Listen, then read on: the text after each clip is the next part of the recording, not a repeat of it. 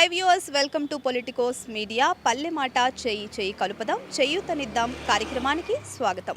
ఈ కార్యక్రమంలో భాగంగా ఈరోజు మనం మేడ్చల్ మల్కాజ్గిరి జిల్లా నాగారం మున్సిపాలిటీ రాంపల్లి దయారా వార్డులోని సమస్యలను గురించి తెలుసుకునే ప్రయత్నం చేద్దాం. అక్కడ స్థానికులతో మాట్లాడి వారి సమస్యలని స్వయంగా తెలుసుకునే ప్రయత్నం ఇప్పుడు మనం చేద్దాం. పదండి.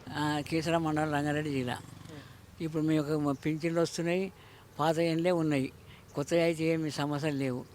మాకు వచ్చే ప్రాబ్లము ఎంతే ఉంది, కానీ ఇప్పుడు ఒకటి దవాఖాన కావాలి, ఒకటి ఆరోగ్యది బాగుంటుంది, చిన్నది. ప్లస్ ఎక్కడ పోకుండా ప్రస్తుతానికి ఎక్కడ వెళ్తున్నారు మీరు? కీసరకు అక్కడ గట్టికేసారు, ఎక్కడ మంచిగా ఉంటే అక్కడ పోతున్నాం, అంతే కానీ ఇంకోటి ఏం లేదు. అంతే సార్. హాస్పిటల్ ఒకటి ఉంటే బాగుంటుంది. ఇక్కడ ఉన్న సమస్యలు ఏంటి? నా సమస్య ఏం లేదు సార్. నాకు పిచ్చి ప్రాబ్లం ఉంది. నాకు పేరాలిస్ వచ్చి ఈ 2 years అయిపోయింది, 3 years అయింది. పక్షవాతం వచ్చి పెన్షన్ లాగే వస్తలేదు. దయచేసి నాకు పెన్షన్ రావాలని ఇది చేస్తుంది సార్. మళ్ళీ ఇంకోటి ఏంటంటే నాకు ఇల్లు కూడా సరిగ్గా లేదు. ఇల్లు కూడా దయచేసి ఇల్లు చేయాలని కోరుతున్నాను, ప్రభుత్వాన్ని కోరుతున్నాను సార్. మా దగ్గర సమస్య అంటూ ఏం లేదు. ప్రస్తుతం ఇప్పుడు ఉన్న ఇన్లే మెయిన్ అది. ఇందిరమ్మ ప్లాట్లు ఇచ్చింది ఇంతకుముందుకు. ఆ ప్లాట్లను ఏమైనాయి అంటే కొంతమందికి ఇట్లనే దళారులు అవి అమ్మేసి కొంచెం మాకు ఇబ్బంది అయిపోయింది. కొంచెం ఇందిరమ్మ ఇల్లు వచ్చేటట్టు చూడాలని చెప్పేసి ప్రభుత్వాన్ని కోరుతున్నాం. రైతులకు అన్నది వరి వేసిన వాళ్ళకి కానీ, కంది వేసిన వాళ్ళకి కానీ, పత్తి వేసిన వాళ్ళకి కానీ, మామిడి తోట పెట్టిన వాళ్ళకి కానీ, జామ తోట పెట్టిన వాళ్ళకి కానీ కంపల్సరీ నువ్వు ఇచ్చి తీరాలి. అది పద్ధతి. నువ్వు కోలపరాలు ఉన్నాయి అంటే కోలపరాలకు ఇయ్యకు, కనిసేన వేసినోనికి గుట్టలకి ఇయ్యకు, ప్లాట్లు కొట్టినోనికి ఇయ్యకు. అది రైతు. ప్లాట్ చేసినోడు పైసలు సంపాదించినోడు ప్లాట్లు అమ్ముకుంటాడు, పోతాడు. మేమేం అమ్ముకుంటాం? రైతుని మరి రైతులమే కదా. రైతు చేసినోనికి ఇవ్వాలి మీరు కంపల్సరీ. ఏది కానీ దానికి ఎకరా లెక్క లేదు. 10 ఎకరాలు ఉన్నాయి, 20 ఎకరాలు ఉన్నాయి, 5 ఎకరాలు ఉన్నాయి, 2 ఎకరాలు ఉన్నాయి, అద్దెకరు ఉన్నాయి. దాంది నీది రాజకీయం పద్ధతి. నేను చెప్పేది గది గంతే, అంతకని ఇంకేమి. నేను కూడా 60-70 ఉన్నా. 12 ఏళ్ళ నుంచి వ్యవసాయం చేసిన, ట్రాక్టర్ తెచ్చినా, సీడు మొక్కజొన్న పెట్టినా, గవర్నమెంట్ వడ్లు పెట్టినా, గవర్నమెంట్ జొన్నలు పెట్టినా, సద్ద పెట్టినా, అన్నీ సాధించుకొచ్చిన. ఆఖరికి వస్తే 6 ఎకరాలు అంగూరు తోట పెట్టి లాస్ అయ్యి కూడా 2 ఎకరాలు అమ్ముకున్నా. ఉన్నది కూడా అమ్ముకున్న, ఈడు ఉన్నది అమ్ముకొని వేరే తన కొనుక్కున్నా. రుణమాఫీ అయిందండి? ఇంతవరకు రుణమాఫీ లేదు నాకు. తురకపల్లి కాడ 70,000 తీసుకున్నా. కీసర మండలంలో 69,000 తీసుకున్నా. నాకు ఇంతవరకు మాపే లేదు. 2 లక్షల లోపు మాఫ్ చేస్తాను. ఏది 2 లక్షల లోపు మాఫ్ చేసింది ఏది? నువ్వు ఏడుంది? 70,000 ఉన్నకే చేయలేవు. నువ్వు 2 లక్షల కేడు చేసినట్టు ఏడుందో చూపిమను. వచ్చి రాజకీయం చేసేటోడు వచ్చి ఊర్రపడి తిరుగుమాను, ఊర్రపడి మాట్లాడమాను. అది పద్ధతి. నువ్వు ఎన్నో కూర్చొని మంచిగా ఫామ్ హౌస్లలో కూర్చొని నా అయ్య సంపాదించింది, నా అయ్య పోలీసు డ్యూటీ చేసిండు అంటే అప్పుడు పెద్దలు సంపాదించింది పెట్టుకొని నువ్వు ఎగిరి పెట్టినావు. నేను కూడా ఎగిరి పెట్టిన. అదే నేను సంపాదించింది ఏం లేదు, ఎక్కడ నేను ఉన్నది లేదు. పెద్దలు సంపాదించిందే అది. దాన్ని బట్టి నువ్వు కూడా చెయ్యి. నీకెట్టుందో మాకు కూడా అట్నే, ప్రజలకు కూడా అట్లా చేసి నువ్వు మేలు చేసుకొని 4 ఏళ్ళు రాజావు. ఇంకా 5 ఏళ్ళ నాడు నీకు చిప్ప కూడా ఇయ్యరు. ఎవడు కూడా ఓటు వేయడు. నీ నాటకాలం పడితే, నీ లెక్కలం పడితే. ఈ కేసీఆర్ ఆడట్లా అప్పు చేసిండు. నువ్వు అప్పు చేయను కూడా ఉన్నావా? నువ్వు అప్పు చేయవా? నీ ఇంట్లో సంసారం వెళ్ళకపోతే నువ్వు కూడా అప్పు చేస్తావు. రాజకీయం చేస్తాడు, అప్పు చేస్తాడు, అన్నది తింటాడు, అన్నది పెద్దగా అవుతాడు. ఇది కూడా గంతే, దానికన్నా మించింది ఏం లేదు. 4 సార్లు పింఛన్కి అప్లై చేసిన.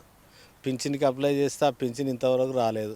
ఒక ఇద్దరు నంబర్ చెప్పు, నంబర్ కూడా తీసుకుపోయి ఒకసారి అప్లికేషన్ పెట్టాడు. అప్పుడు రాలేదు, ఇప్పుడు రాలేదు, ఎప్పుడు రాలేదు. ఇంతవరకు పింఛన్ రాలేదు. నేను 67 ఏళ్ళు నేను. ఇక అది సమస్య. కూలి పనిగా వచ్చేదైతే ఏం లేదు. ఉన్నదే చేసినా అని అది రిజెక్ట్ అయిపోయింది. అది ఏమిట్లా అయిందో కాదా. ప్రభుత్వంలో అప్పుడు మీ సేవలు అప్లై చేయమంటే చేసిన, మీ సేవలు అప్లై చేయమంటే చేస్తే రాలేదు. అప్పుడు మళ్ళా ఈ నంబర్ వచ్చి మళ్ళీ పెట్టమన్నాడు. మళ్ళీ పెట్టిన, గ్రామ పంచాయతీలో పెట్టినా, ఏడబెట్టినా రాలేదు. ఇంకా సరేలే, ఇక వదిలేసి సప్పుడు తగ్గుకున్నాం. ఆడ పని చేసుకుంటా, గట్టినే పని చేసుకుంటా, పొట్ట కట్టుకుంటా కాలం గడుపుతున్నాం అంతే. అంతే, ఇంకా వేరే ఏమున్నది సరే. ఇంకా ఉన్నది అది. ఇక ఏ ప్రభుత్వం వచ్చానంటే ఈయన రైతు బంధు వేస్తాను, ఆ గుట్టలకు రాళ్ళు వేస్తానది. ఆ గవర్నమెంట్ ఇచ్చిందో ఎకర పొలం ఉన్నది. ఆ గవర్నమెంట్ ఇచ్చిన దానికి కూడా ఈయన గుట్టలకు రాళ్ళు లేనంటాడు. గవర్నమెంట్ ఇచ్చిందే గుట్టలు రాళ్ళు. ఆ సీలింగ్ పట్టాలు ఇచ్చారు అప్పుడు. ఆ వీటికి అయితే రేవంత్ రెడ్డి ఏనంటుండు. ఇక అవన్నీ ఒక 6 నెలలకు ఒక 5,000 వస్తున్నాయి కదా అని అట్లా ఆలోచన ఉండే. ఇప్పుడు అందరిది మొత్తం అందరూ పోయినట్టే లెక్క అది ఇక. అందరికి ఇవ్వాలంటారా మీరు? ఆ, అందరికి ఇవ్వాలంటారా? ఇప్పుడు ఇచ్చిందే గవర్నమెంట్ బతకలేను ఎందుకు సార్? గరీబ్ గాళ్ళకి ఇచ్చేదే గందుకు కదా. గరీబ్ గాళ్ళకి ఎందుకు ఇస్తారు? వీళ్ళు బతకలేని వాళ్ళు ఏదో చేసుకొని ఉండాలని ఇచ్చారు. వీటికైతే ఏం పనికి రాకుండా గుట్టల రాళ్ళకి ఇచ్చారు. అప్పుడు ఏదో కొంత సీలింగ్ తీసి గుట్టల రాళ్ళకి ఇచ్చారు. అవి చేస్తే అవి ఆ పట్టా సీలింగ్ పట్టాలకు వీటికి ఇయ్యనంటే మరి అప్పుడు కేసీఆర్ కొన్ని సీలింగ్ పట్టాలు ఇచ్చి కొన్ని రైతు బంధు వేసిండు. అవి ఏదో వీళ్ళను వెనకబడ్డలను ముందడి తీసుకురావాలన్న ఆలోచనలు ఉండే. ఇప్పుడు వెనకబడ్డలను లేదు, ముందడి పడ్డం లేదు, అన్నీ ఆపేసినట్టు కొడుతుంది. ఇప్పుడు ఇంతవరకు అది ఉన్నదానికి లేదు, లేని దానికి లేదు, ఏది లేదు. ఏదైనా చూసి ఇవ్వాలంటారు. పేదలను చూసి ఇవ్వాలి కదా సార్. ఇప్పుడు గరీబుగాడోడు ఉన్నోడోడు వాళ్ళని చూసి ఇస్తే బాగుంటుంది. ఇప్పుడు ఇక్కడ ఉన్న వాళ్ళకు ఎప్పుడో అప్పుడు 35 ఏళ్ళ కింద ఇందిరమ్మ కట్టించిన ఇల్లు గననే మసులుతున్న ఇల్లు, పెద్ద కొలువులు లేవు, పెద్ద చదువుకుని లేదు, అంత ఆర్థిక పరిస్థితి ఉంది. అట్లా పోయి చూడండి, మీరు ఒకసారి కవర్ చేయండి. ఎవరో 10 మంది అట్లుంటే ఎవరో ఒకళ్ళు మంచిగా ఉన్నారు. ఇలా జరేదో బయట తెలివితో ఇంత పని చేసుకున్న వాళ్ళు ఒక్క ఇల్లు మంచిగా ఉంటే 10 ఇళ్ళు మాత్రం అట్లనే ఉన్నాయి. ఏ సమస్య అంటే ఇల్లు లేదు, ఏ కిరాయి ఇళ్ళల్లో ఉంటుర్రు. 3 కొడుకులు నాకు పాపలు లేరు. ఆ 3 కొడుకులకు ఇక అన్యాయం అయిపోయింది ఈ పెద్ద మనిషి వచ్చి. ఇక నాకు బాగున్న వాళ్ళు చేసిర్రు, ఆడు కూడా పోయిండు అనుకో. ఇక కూలినాలు బతుకుతుర్రు. ఇక కూలినాలు బతికి ఇక ఇదే ఇళ్ళల్లో ఉంటుర్రు. ఏమన్నా 5-6 సంవత్సరాలు అవుతుంది అనుకో పెద్ద ఆయన పోయి. ఇక నడిపోయినవి 2 సంవత్సరాలు అవుతుంది. ఇల్లు లేక నెలకు 6,000-7,000 కట్టాలి ఆడ రెంటు. ఇక ఆ పాపలు చదువు గురించి అక్కడ పోయిర్రు. ఇప్పుడు ఆ ఇల్లు కావాలని చూస్తుర్రు. అప్లై చేస్తే మరి ఎన్నడు ఆ దేవుడు ఎన్నడు కన్నెరుస్తాడు అట్లా. ఇక బతుకుతానికి కష్టం ఉంది పిల్లలకు. కూలి చేసుకుంటే కుండెక్తే లేకపోతే లేదు. బయట అడిగినా అంతే, ఇంట్లో అయినా అడిగినా అంతే. భూమి లేదు, జాగలేదు, ఇల్లు తప్ప. నాకు కాజే పడిపోయింది సార్. నేను పింఛన్కి అప్లై చేసిన పింఛన్ ఇంకా వస్తలేదు సార్. నాకైతే చదివిన సర్టిఫికేట్ అన్నీ ఉన్నాయి సార్ నా దగ్గర. అన్నికి అప్లై చేసిన సార్, పింఛన్ వస్తలేదు సార్. దయచేసి నాకు పింఛన్ వస్తే ప్లాన్ చేయండి సార్, మీ దండం ప్లీజ్ సార్. మేము గరీబులం సార్, మాకు భూమి జాగా మాకు ఏం లేదు, కూలి బతాం సార్ మేమైతే. నుంచి ఇంటి గురించి కోరుకుంటున్నాం మేము. మాకైతే గ్యాస్ సబ్సిడీ వస్తుంది, కరెంట్ బిల్లు ఫ్రీ వస్తుంది, అంత బాగుంది. కానీ మాకు ఈ ఇంటి గురించే సమస్య. ఫస్ట్ ఇల్లు ఉండే పక్కన కూలిపోయింది, అప్పుడు పెట్టినుంటుంది, కాకపోతే కాలేదు. ఈ ప్రభుత్వానికైతే ఇప్పుడైతే కావాలని కోరుకొని మనం పెట్టాము. ఇంకా తొందరగా కావాలని కోరుకుంటున్నాం మేము. కేసీఆర్ ఉన్నప్పుడు పల్లె ప్రగతి కానీ ఇట్లాంటివన్నీ కొంచెం మంచిగా చేసినుండే.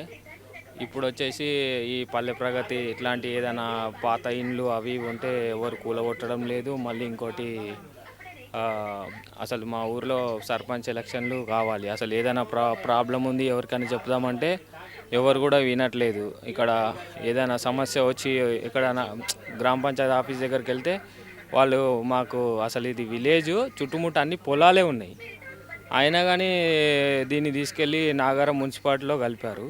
మన గ్రామ పంచాయతీ దగ్గరికి వెళ్తే సాల్వ్ అయిపోయేది. ఏదైనా ఉంటే సర్పంచ్కి కానీ ఏదానికైనా ఫోన్ చేస్తుంటాం. ఇప్పుడు మేము ఎక్కడ వెళ్ళాలన్నా అర్థం అవ్వట్లేదు. అసలు ఏదైనా సమస్య వస్తే నాగారం వెళ్ళండి, అక్కడ వెళ్ళండి అని చెప్పేసి సెక్రటరీ కూడా చెప్తున్నారు.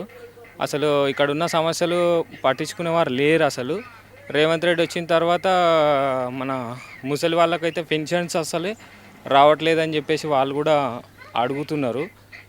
మాకు పెన్షన్ రాలేదు, వాళ్ళు కూడా చాలా ఇబ్బంది పడుతున్నారు.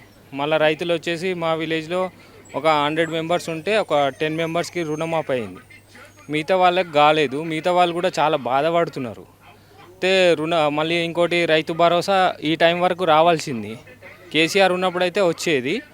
ఇప్పుడు అసలు మన రైతు భరోసా లేదు. రైతులందరూ దున్నుతున్నారు, అప్పులు తెచ్చుకొని చేస్తున్నారు.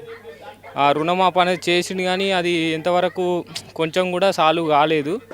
ఆ రుణమాఫీ కానీ కొంచెం రైతు భరోసా కానీ అందరికీ వేస్తే బాగుంటుంది. మళ్ళీ 15,000 అన్నాడు, మళ్ళీ 12,000 అంటున్నాడు. అది చాలా సమస్యలు ఉన్నాయి. మా విలేజ్లో ఒక గురుకుల అమ్మాయి కూడా ఒక దగ్గర ఇట్లా ఇబ్బంది అయిందన్నట్టుగా తెలిసింది.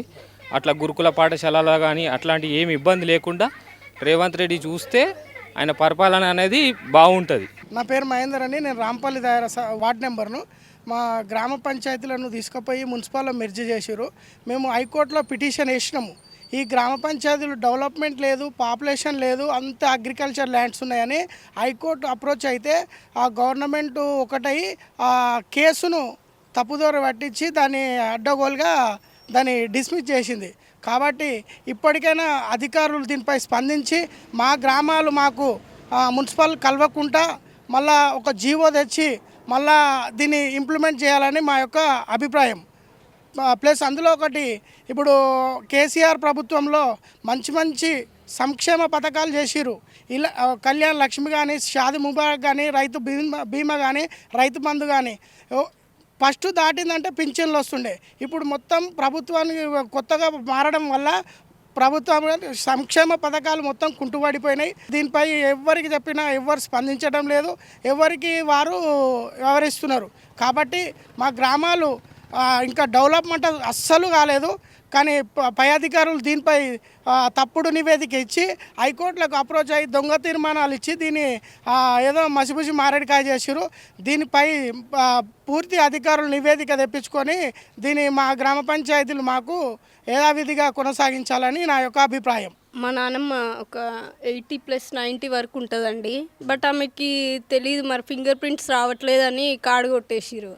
మాకు ఇప్పుడు ఒక ఈవెన్ 20-25 ఇయర్స్ నుండి ఇదే ఇల్లు. మాకు మా డాడీ కూడా లేరు. గవర్నమెంట్ ఏదైనా హెల్ప్ చేసి కొంచెం ఇల్లు కట్టుకొని మంచిగా ఉంటాం మేము. ఏంది గ్రామ పంచాయతీ కాడ ఇది మన మిల్లర్ వాటర్ కాడ పొక్క తీసారు. దాన్ని కూడిపిన ధర్మాన లేదు, వేసిన ధర్మాన లేదు. ఆ వాళ్ళు కిందికి మీదికి వేయమంటే కిందికి వేసి అట్నే ఉన్నది. ఇగో గడ్డి పాములు వస్తున్నాయి, ఇట్లా పాములు బాగా తిరుగుతున్నాయి. 2-3 పాములు చంపినామన్నంటే ఏం చేసారు, ఆల్మోస్ట్ లైట్ వేసిన దిక్కులేరు వాడు. ఇది గడ్డి ఏడు దాన్నే ఉంది, ఎక్కడ దక్కని ఏడైనా పైప్ లైన్ పొక్క పోతే కూడా పైప్ లైన్ తీసిన వాళ్ళు దిక్కులేరు. ఇంకేం చేయాలి చెప్పి, మేము గ్రామ పంచాయతీ మా దగ్గర ట్యాక్సీ బిక్స్ అన్నీ కడుతున్నాం. ఈ ట్యాక్సీలు తీసుకుపోయి ఏదో బంజారాయిల్నో ఫిలిం నగర్నో అక్కడ వేసుకుంటారు. మా గ్రామ పంచాయతీకి ఉన్న ఇన్కమ్ ఏం లేదు. ఉన్నంత తీసుకుపోయి హెచ్ఎండి అయినాక హెచ్ఎండీలు అక్కడ డెవలప్మెంట్ చేసిన గ్రామ పంచాయతీ డెవలప్మెంట్ ఏం లేదు.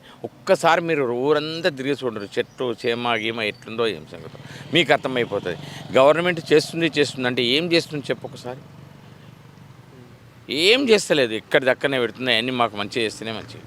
రైతు బంధు లేదు, గీతు బంధు లేదు, ఏమీ లేదు.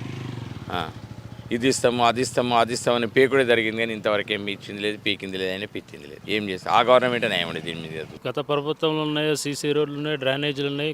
గత ప్రభుత్వంలో అన్నీ ఆల్మోస్ట్ కంప్లీట్ అయినాయి. ఈ ప్రభుత్వం వచ్చినాక చేసింది ఏది, ఒరగబెట్టింది ఏమీ లేదు.